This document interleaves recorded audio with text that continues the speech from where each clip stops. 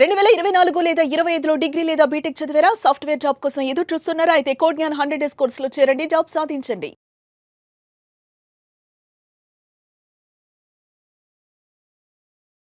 నమస్కారం మేడం.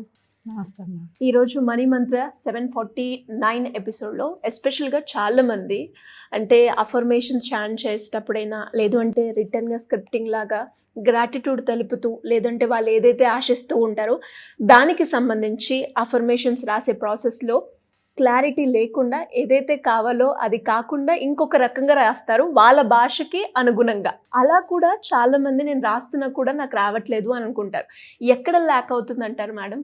ఇంతకుముందు మనం చెప్పుకున్నాం వ్యతిరేక పదాలు. లేదు, కాదు, అవ్వదు, అనకూడదు. అవి సరైన పదాలు కాదు. మనం సబ్కాన్షియస్లో మనం ఏదైతే చెప్తుంటామో అదే మన సబ్కాన్షియస్ స్వీకరిస్తుంది. అది మంచైనా చెడైనా. కాబట్టి ఉన్నది అంటే ఉన్నదిగా ఉంటుంది, లేదు అంటే లేదుగా ఉంటుంది. కాబట్టి నాకు ఇది సరిగ్గా లేదు, నా వల్ల కావట్లేదు అన్నప్పుడు నేను చెప్పాను ఆ రోజు, నా వల్ల అవుతుంది, ఏదైనా నేను సమృద్ధిగా ఉన్నాను అని చెప్పడం.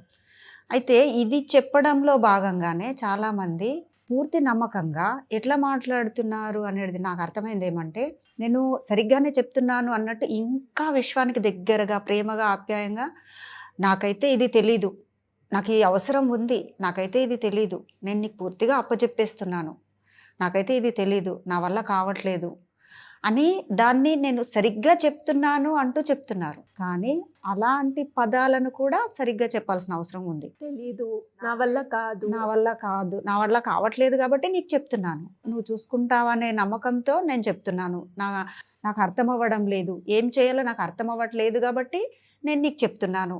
ఇట్లాంటి పదాలు వస్తూ ఉంటాయి వాళ్ళ సందర్భాన్ని బట్టి. అంటే నాకేమీ తెలీదు, నీకు అప్పచెప్తున్నాను అంటే వాళ్ళ ఉద్దేశం ఉంటుందంటే నేను చక్కగా పూర్తి సరెండర్గా పూర్తి నమ్మకంతో విశ్వాసంతో చెప్పాను కదా అది అవ్వాలి అని. కానీ మీరు పలికిన పదం మాత్రం నా వల్ల కావట్లేదు, నేనైతే నాకేమీ తెలీదు, నేను నీకు పూర్తిగా అప్పచెప్పేస్తున్నాను. తెలీదు అన్న పదానికి ఓహో తెలీదా, నేను చెప్పాను బాగుంది, తర్వాత జరుగుతూ ఉంటుంది అని నమ్మకంగా ఉంటాం. తర్వాత కొన్ని గంటలు అవ్వచ్చు, మరుసటి రోజు అవ్వచ్చు, సబ్కాన్షియస్ మనం ఏది అప్పచెప్తే దాన్ని తిరిగి ఇవ్వడం అలవాటు కాబట్టి మరిన్ని సందర్భాలు, మరిన్ని వ్యక్తులతో జరుగుతున్న సంఘటనలు అలాంటివే మళ్ళీ పదే పదే తేవడం జరుగుతుంది. నీకేమీ తెలియదు కదా, తెలియని లాంటివి వస్తూ ఉంటాయి. అప్పుడు ఏమవుతుందంటే నేను ఇంత చక్కగా చెప్పినప్పటికి కూడా మళ్ళీ ఇలా ఎందుకు జరుగుతుంది అనుకుంటూ ఉంటారు.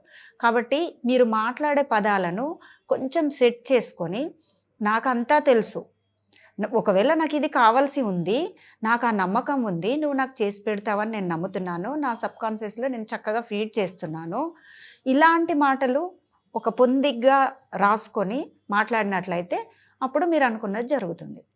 వాటిని ఇప్పుడు మీరు ఏదైతే అనుకున్నారో వాటిని ఒకసారి చెక్ చేసుకోండి. ఓకే, నేను ఇలా అని ఉన్నానా, అలా అనకూడదు. నా వల్ల ఏదైనా అవుతుంది, ఇది నాకు కావాలి. ఇప్పుడు సపోజ్ నాకు ₹1,00,000 కావాలి, నాకేం తెలియదు, నీకు అప్పచెప్తున్నాను, ఇది మంచి ఉదాహరణ. నేను ఇలా చెప్పాను కదా, 2 డేస్ అయింది, 3 డేస్ అయింది, నా పని అవ్వలేదు, అట్లా కాదు.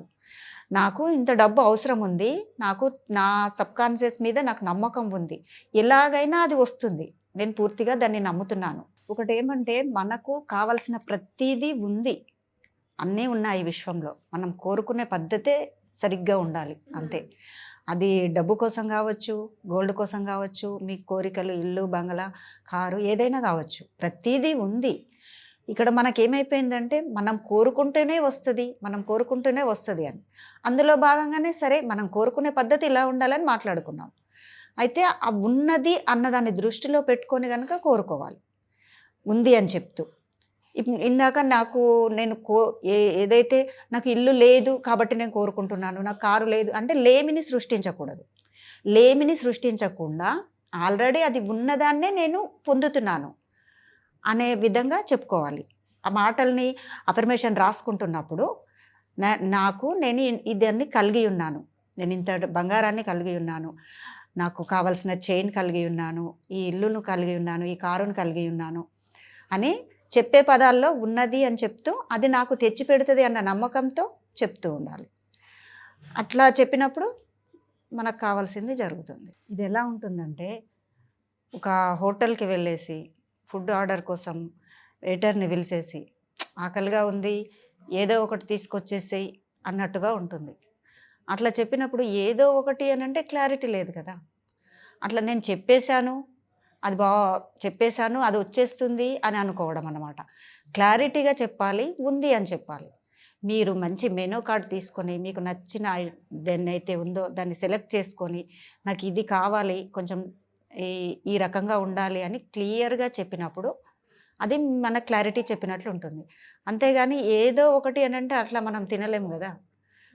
కావాల్సింది మనకు నచ్చింది ఏదైతే తింటామో, ఏది కావాలి అనుకొని ఆ హోటల్‌కి వెళ్ళి ఉన్నామో, అలాగే మనం కోరుకున్న కోరిక కూడా మనకు స్పష్టంగా ఉండాలి. ఆ కోరికని చెప్తున్నప్పుడు దానికి అనుగుణంగా చెప్పాలి. ఉంది అని చెప్పాలి.